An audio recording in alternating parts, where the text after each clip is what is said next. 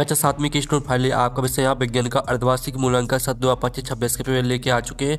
आप लोग बहुत सारे यहाँ पर कमेंट डाले थे कि विषय विज्ञान का पेपर लाओ, तो फाइनली आपका पेपर आ चुका है और इस वीडियो में हम संपूर्ण उत्तर सहित आपका पेपर कंप्लीट करेंगे। और आपको बता दें, पेपर देने से पहले आपको इस पेपर को पूरा याद कर लेना है और इस वीडियो को आप अपने दोस्तों तक शेयर कर दीजिए, जिससे वो भी 60 में 60 नंबर लेके आ सके विषय विज्ञान के पेपर में।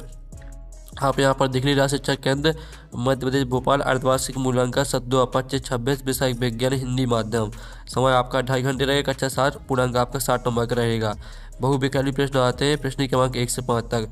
निर्देश आता है, प्रश्न को पढ़कर नीचे दिए विकल्प में से सही विकल्प चुनकर उत्तर लिखिए। प्रश्न पहला था, प्रकाश संश्लेषण की प्रक्रिया के लिए आवश्यक है। तो आपका यह था केवल जल, बी था केवल कार्बन डाइऑक्साइड, और सी था जल, और डी था केवल ऑक्सीजन। तो प्रकाश संश्लेषण के लिए प्रक्रिया के लिए आवश्यक है, तो इसका आंसर आपका रहेगा जल और कार्बन डाइऑक्साइड। ठीक है, आपके यहाँ पर आपका इसका जो आंसर रहेगा, प्रकाश संश्लेषण की प्रक्रिया के लिए आवश्यक है, तो आपके यहाँ पर इसका जो आंसर रहेगा वो आपका बी हो जाएगा। ठीक है, और फिर आपका प्रश्न 2 आता, मानव शरीर का सामान्य तापमान कितना होता है। तो आपका यह था 47 डिग्री फ़ारेनहाइट, और बी था 37 डिग्री सेल्सियस, और सी था 98 डिग्री सेल्सियस, 98.6 डिग्री सेल्सियस, और डी था 100 डिग्री सेल्सियस।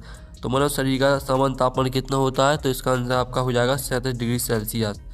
फिर आपका यहाँ पर तीसरा आता, आयरन को जंग लगने से बचाने के लिए उस पर किस धातु की परत चढ़ाई जाती है। तो आपका यह था तांबा, बी था एल्यूमिनियम, सी था जस्ता, और डी था चांदी। तो आयरन को जंग लगने से बचाने के लिए उस पर किस धातु की परत चढ़ाई जाती है, तो इसका आंसर आपका जस्ता हो जाएगा। और जो आपका यहाँ पर चौथा आता, रेशम प्राप्त करने के लिए रेशम कीट के किस चरण को पाला जाता है।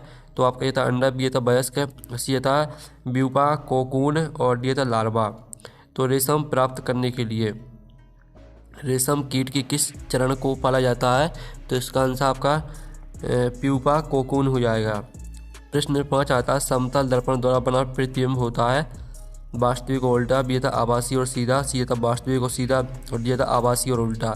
तो यहाँ पर समतल दर्पण द्वारा बना प्रतिबिंब होता है, तो इसका आंसर आभासी और सीधा हो जाएगा। आपका बी राइट आंसर रहेगा। ठीक है, तो इस तरह से आपके बहुविकल्पीय प्रश्न कंप्लीट हो जाते हैं। आपने अच्छे से याद कर लिए होंगे। अब आता है रिक्त स्थानों की पूर्ति कीजिए। 6 से 10 तक आपके रिक्त स्थान आते हैं। तो 6वां आता, अम्ल का स्वाद डोडो होता है। तो अम्ल का स्वाद आपका खट्टा होता है। ठीक है, खट्टा आपका यहाँ पर राइट आंसर हो जाएगा। और जो आपका 7वां आता, ऊष्मा संचरण की विधि जिसमें माध्यम के कण गति नहीं करते डोडो कहलाती है। तो ऊष्मा संचरण की विधि जिसमें माध्यम के कण गति नहीं करते आपके विकिरण कहलाती है। ठीक है, विकिरण आपका यहाँ पर राइट आंसर हो जाएगा। और जो आपका 8वां आता, पौधे अपना भोजन स्वयं बनाते हैं इसलिए उन्हें डोडो कहा जाता है। तो पौधे अपना भोजन स्वयं बनाते हैं इसलिए उन्हें स्वपोषी कहा जाता है। ठीक है, स्वपोषी आपका यहाँ पर राइट आंसर हो जाएगा। और जो आपका यहाँ पर 9वां आता, दांतों का क्षरण डोडो की उपस्थिति के कारण होता है। तो यहाँ पर दांतों का क्षरण अम्ल की उपस्थिति में होता है। अम्ल आपका यहाँ पर राइट आंसर रहेगा। 10वां आता, किसी वस्तु की चाल ज्ञात करने का सूत्र डोडो होता है। तो यहाँ पर किसी वस्तु की चाल ज्ञात करने का सूत्र आपका क्या होता है, वो होता है आपका दूरी बटे समय। ठीक है, दूरी बटे समय। तो इस तरह से आपके जो यहाँ पर रिक्त स्थान है वो कंप्लीट हो जाते हैं। आपने अच्छे से याद कर लिए होंगे। अब आता अति लघुत्तरीय प्रश्न आता है 11 से 16 तक। तो 11वां आता, भौतिक परिवर्तन और रासायनिक परिवर्तन में आपको 2 अंतर लिखना है। तो चलिए हम भौतिक परिवर्तन और रासायनिक परिवर्तन में आपके 2 अंतर देख लेते हैं। तो आप यहाँ पर देख लीजिए, आपका भौतिक परिवर्तन एक साइड डालना, एक साइड आपको रासायनिक परिवर्तन डालना, बॉक्स बना देना है। यह एक अस्थायी परिवर्तन है, यह एक स्थायी परिवर्तन है। इसमें कोई नया पदार्थ नहीं बनता, इसमें एक या एक से अधिक नए पदार्थ बनते हैं। फिर आपका 12वां आता, ऊष्मा चालक और ऊष्मा रोधी पदार्थों के 2 उदाहरण लिखिए। तो ऊष्मा चालक हो जाएगी आपकी लोहा तांबा, और ऊष्मा रोधी की आपके 2 उदाहरण रहेंगे प्लास्टिक लकड़ी।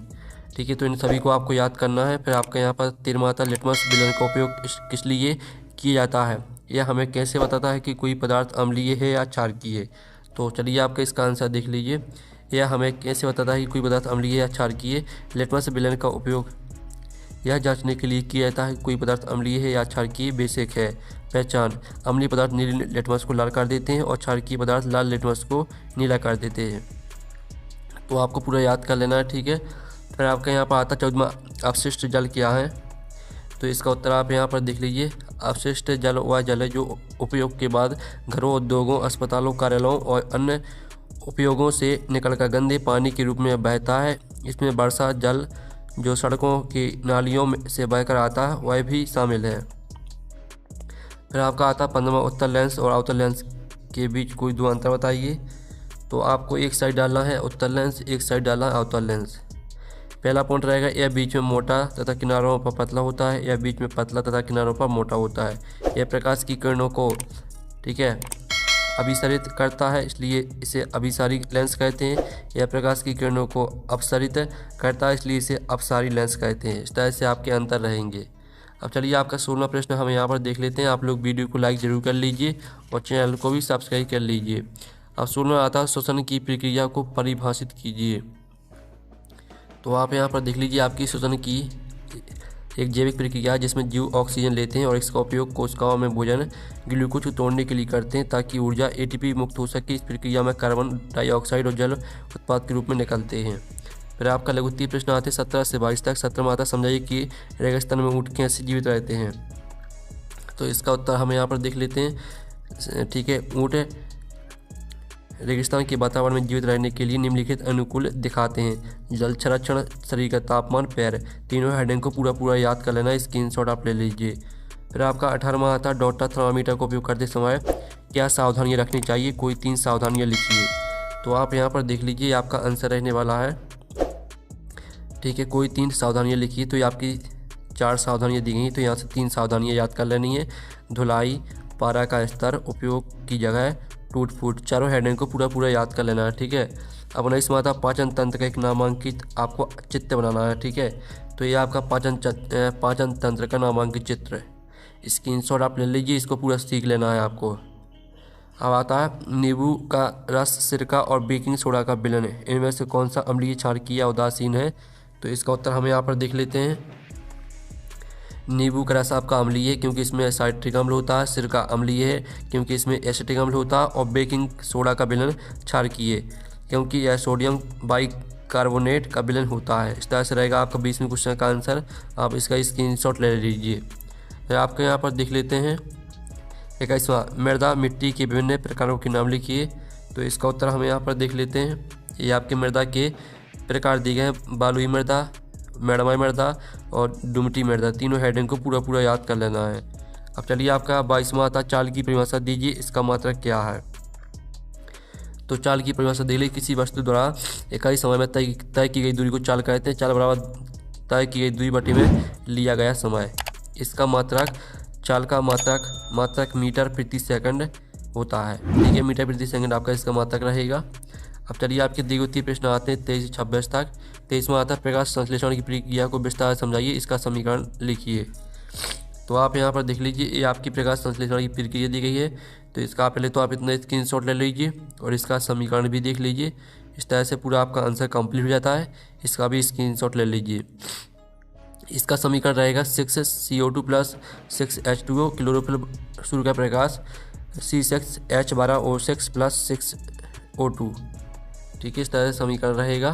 फिर आपका 24वां आता, मौसम और जलवायु में अंतर स्पष्ट कीजिए, किन्हीं 2 अंतरों का उल्लेख करें। तो ये आपका मौसम और जलवायु में अंतर दिया गया है। तो आप इसका भी स्क्रीनशॉट ले लीजिए, ठीक है। आपको इसको पूरा याद कर लेना है। फिर आपका 25वां आता, विद्युत धारा के ऊष्मीय प्रभाव को उदाहरण सहित समझाइए। तो आपको विद्युत धारा के ऊष्मीय प्रभाव को उदाहरण सहित समझाना है।